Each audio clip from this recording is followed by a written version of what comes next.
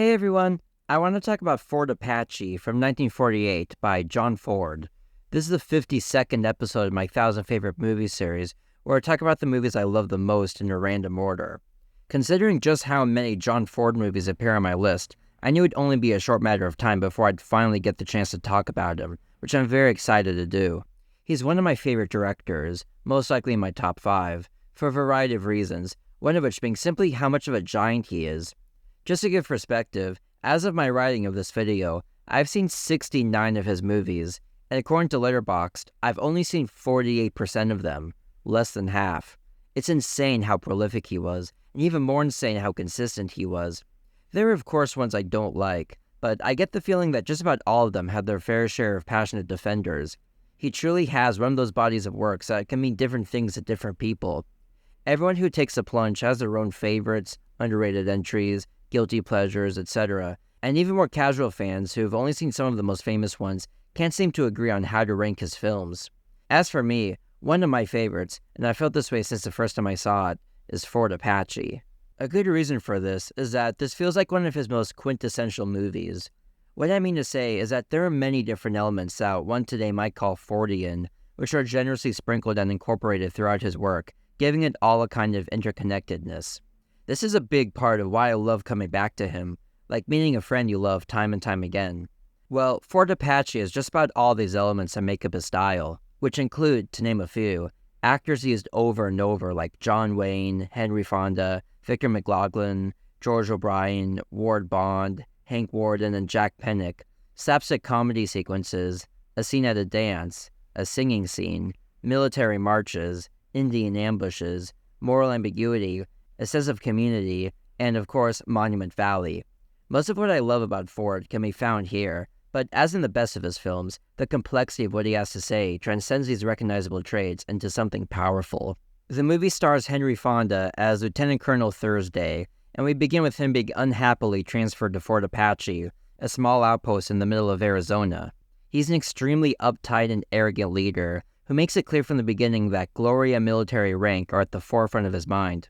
This style clashes with Captain York, played by John Wayne, who's a great soldier, yet is personable and reasonable in a way that Thursday isn't. But the most important clash is on the subject of the Native Americans, particularly the Apache tribe that concerns them.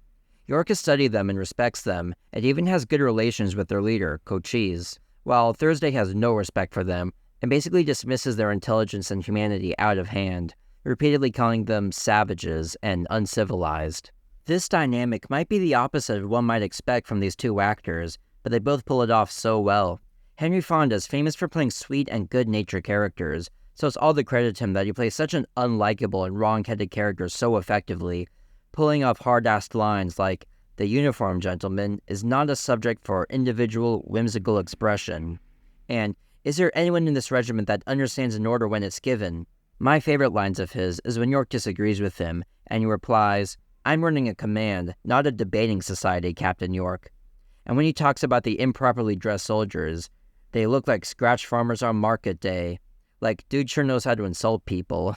I think this is actually more against type than John Wayne is in his role, although the fact that he treats the Indians with respect is against type for Westerns at the time, period. Since it's true that John Wayne's most famous role is a racist Indian hater in The Searchers, it can be easy to have an unflattering, derogatory image of him, especially when you take his regrettable real-life statements and attitudes into account. But to be totally honest, ever since I started to watch more of his movies several years ago, it didn't take too long for him to become one of my favorite actors. Simply put, on screen, he's one of the most charismatic and likable presences I know of, and one of the easiest to root for. I won't get into his career, future videos of mine will flesh out my feelings on that, but the point is, as one of the great movie heroes, in my opinion, it's only fitting that he would take the more decent side of the conflict, which really comes to a head in the last 30 minutes of the film. Because it's impossible to seriously talk about this movie without getting into how it pans out, here's a huge spoiler alert if you haven't seen it and don't want to know what happens. Ready? Okay, let's do it. The main point of contention between the two men is after the Apaches leave the reservation due to their poor treatment at the hands of the government. York, having good relations with Cochise, wants to solve the problem in a constructive way by working to improve the reservation while treating the tribe with respect. But Thursday, on the other hand, doesn't believe in this diplomatic route and would rather use force, treating the tribe like the enemy. This plays out when the three parties meet to determine how they'll move forward. Cochise's understandably upfront demeanor was apparently too much for Thursday to handle, and so he basically declares war on them. This aggressive and simple-minded action is, I'm sure, at least partially due to his disregard for the Apaches as people, but the main reason is probably his quest for glory. Even though he didn't want to come to such an inconsequential outpost in the first place, he finally has his chance for glory, leading an army into battle, which is I think what really drove him to go to war. Things get even worse, however, when York tries to give him advice on how to attack. He lays out Cochise's likely tactics, but Thursday mocks him, saying, "You make me suspect your Cochise has studied under Alexander the Great, or Bonaparte at the least. Like, how can an Apache possibly be smart enough to carry out such an advanced strategy?" And so he unfairly dismisses his advice, relieves him of his duties, and proceeds to lead the men into a suicide mission. His insatiable quest for glory and his arrogance regarding the Apache have blinded him into the reality of the situation, leading to his and many others' deaths. This Shakespearean tragedy already says so much about different topics, including America's horrible relationship with the Native Americans. If Thursday can represent the American government, as I believe he does, then they're shown to have been ignorant and inhumane, preferring violent oppression to peaceful coexistence. It also says a lot about how focus on self over the good of the group can be destructive. Ford, as he does so well, creates an amicable community within the fort that Thursday doesn't respect nor wish to be a part of. He rigidly adheres himself and his daughter to barriers based on rank and class and puts his drive to glory above the community, and this selfishness ultimately leads to the swift death of many of them. But Ford further complicates things to an enormous extent, I think, which I frankly didn't pick up on until my latest viewing for this video. After Thursday's charge failed, he manages to stumble his way out of the battle, and York goes in to rescue him. He gives him his horse, expecting him to retreat, but he instead unhesitatingly rejoins the battle. Say what you want about his idiocy that led him to this point, but the fact that he has the integrity to go down with the ship, essentially, is commendable. So many slimy movie villains would have just run away at this point, tried to blame it on someone else, etc., but not Thursday. This made an impression on York, who praises him in one of the film's closing scenes to these newspaper reporters. I previously took this praise to be 100% ironic, and indeed, this shot where York says, "correct in every detail," clearly shows him to be lying through his teeth. But when he says, "no man died more gallantly," I believe he's giving his honest opinion. By doing this, I think the movie can teach us to admire a person at least with principles, no matter how wrong-headed or ignorant they may be. This isn't an easy pill to swallow, and we may not agree with it, but that's the complexity of this movie, giving us the option to reckon with it as we choose. But of course, overall, Thursday was in the wrong, and Ford spells it out by giving the newspaper reporters who praise him a slight comic inflection and emphasizing their ignorance about what really happened, and by doing so, he lets the rest of the army off the hook. I'm no expert on John Ford's feelings, but one thing that shines through in his films is his love of the army, even in his works most critical of it, such as this one. Not necessarily with what the army does, or in this case what its leaders do, but its spirit, its traditions, and its people. This is clearest in the most memorable shot of the movie, where York celebrates the soldiers of the regular army, as he calls it, while we see a reflection of a cavalry proudly riding along. But it's also very clear in the romanticized sense of community within the fort.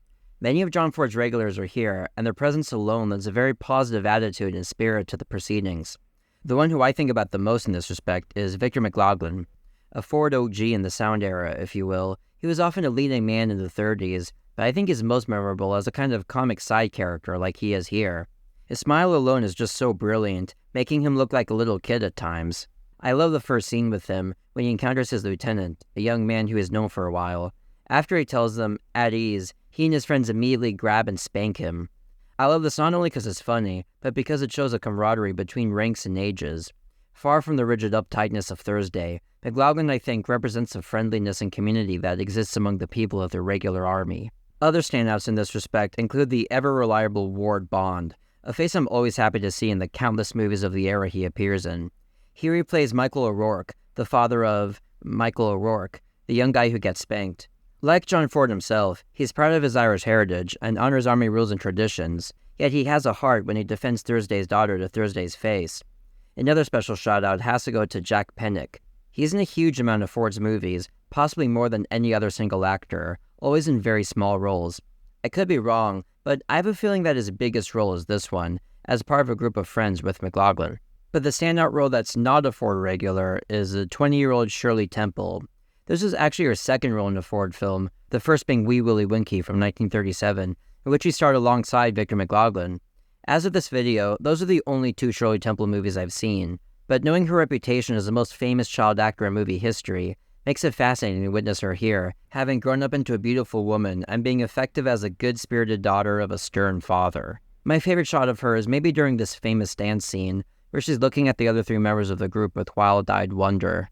Now let me get into my favorite moments, realizing full well I've so far barely touched on what makes this such a great experience to watch. Some honorable mentions that flesh out the generosity of this movie, as well as the traditions in Ford's movies, are the singing scene where the soldiers serenades with Sweet Genevieve, and the slapstick interludes when this group is being trained, which include funny reactions by Hank Worden. The first of my favorite moments is the dance scene with Shirley Temple. If there's one thing John Ford loves, it's dance sequences, to the point not only do I fully expect one in every Ford film I watch, but I'm always disappointed when there isn't one.